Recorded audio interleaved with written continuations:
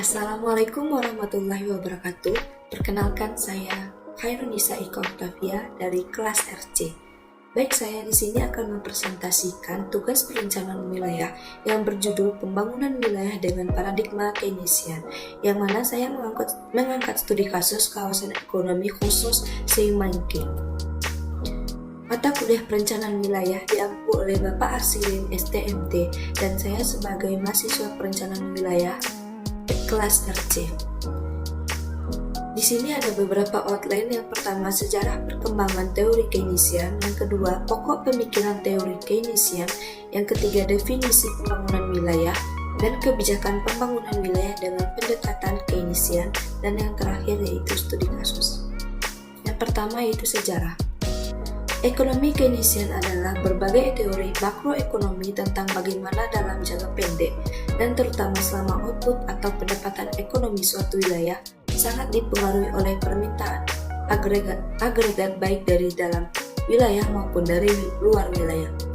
Jika permintaan agregat berfluktuasi dan tidak stabil, ekonomi makro yang tidak efisien dalam bentuk resesi ekonomi dan inflasi, sehingga ini dapat dikurangi dengan cara melakukan respon dengan intervensi pemerintah atau kebijakan ekonomi. Yang kedua itu pokok pemikiran. Ideologi politik teori Keynesian. Yang pertama yaitu intervensi pemerintah. Setiap tindakan yang dilakukan oleh pemerintah yang mempengaruhi pasar dengan tujuan mengubah keseimbangan atau hasil dari mekanisme pasar bebas.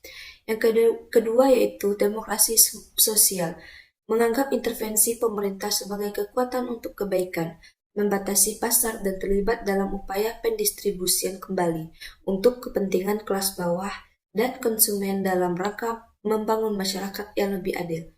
Yang ketiga, kohesi dan solidaritas teritorial nasional, yaitu kebijakan dengan tujuan meningkatkan kesejahteraan ekonomi wilayah dan juga untuk mengatasi kesenjangan wilayah. Ada beberapa teori dari pokok pemikiran, yaitu teori basis ekspor, menekankan sisi permintaan. Perbedaan pertumbuhan wilayah ditentukan oleh perbedaan wilayah dalam pertumbuhan ekspor barang dan jasa yang dijual di luar wilayah dan luar negeri.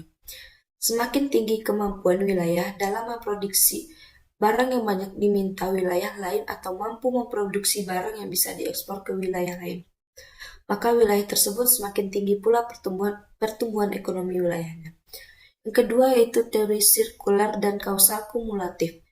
Akar konsep teprosirkular berakar pada Thorstein Veblen tahun 1857 sampai 1929 saat ia mengkaji tentang evolusi kelembagaan.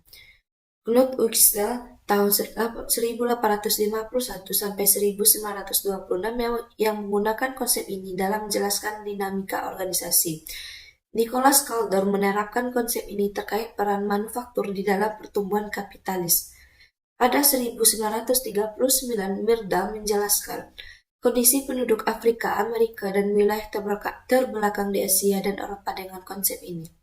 Yang ketiga yaitu teori sirkular dan kausal kumulatif Myrdal, menyatakan bahwa proses pertumbuhan wilayah cenderung terjadi secara melingkar dan kumulatif terkumpul pada suatu wilayah, yang pada akhirnya menghasilkan pertumbuhan wilayah yang tidak seimbang.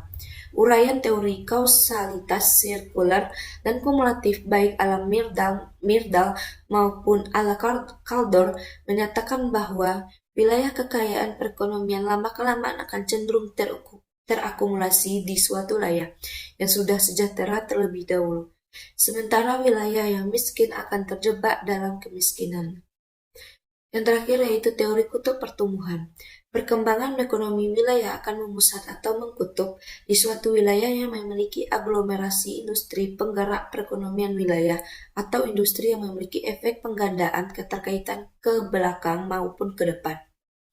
Deregulasi dan liberalisasi pasar, kelemahan struktural, investasi yang rendah, perpindahan modal yang terus-menerus dari wilayah miskin ke wilayah yang maju, ketidakcukupan partisipasi pemerintah dalam pembangunan wilayah.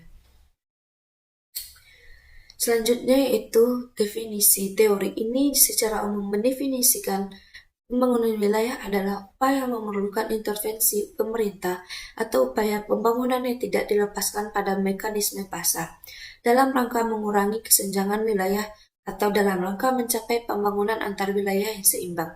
Pendekatan untuk memperbaiki wilayah yang tertinggal, yaitu kebijakan proaktif tingkat wilayah, fokusi mengatasi masalah sebelum masalah tersebut muncul.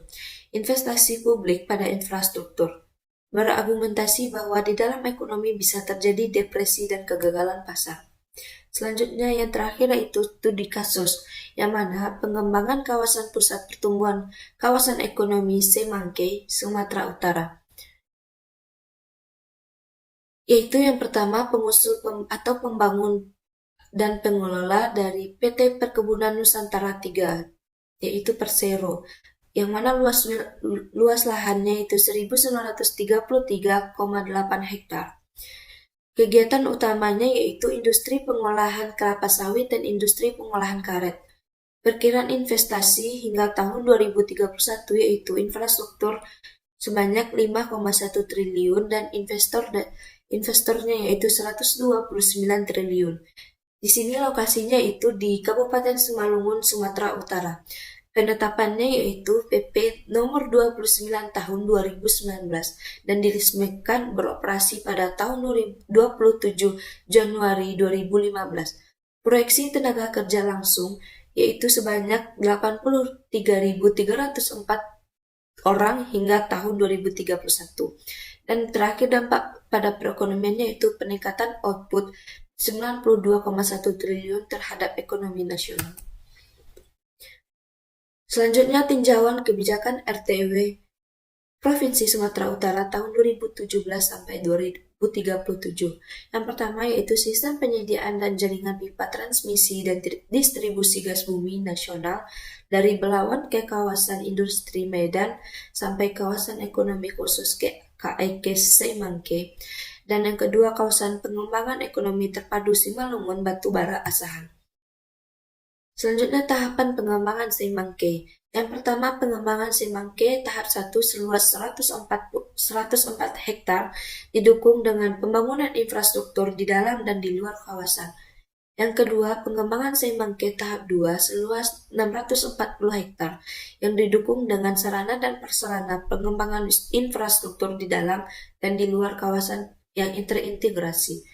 Dan yang ketiga, pengembangan Semangke tahap 3 seluas 1933,8 hektar yang didukung dengan kelengkapan sarana dan prasarana infrastruktur terintegrasi untuk melayani operasional Semangke.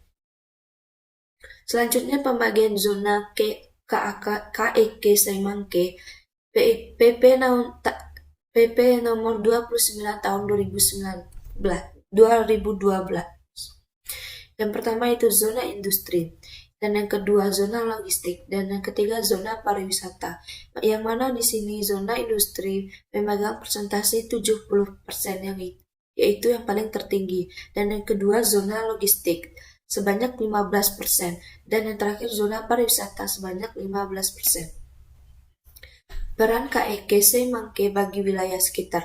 Kawasan KEK, kawasan ekonomi khusus Semangke yang berada di Kabupaten Simalungun berpotensi menjadi daerah pusat pertumbuhan dalam kaitannya dengan pembangunan sosial dan ekonomi masyarakat yang diharapkan keberadaan Semangke akan meningkatkan sosial hidup masyarakat di Kecamatan Besar Maligas, Kabupaten Simalungun yang diharapkan diwujudkan dalam bentuk peningkatan pendapatan masyarakat dan juga dalam hal ketersediaan sarana dan prasarana.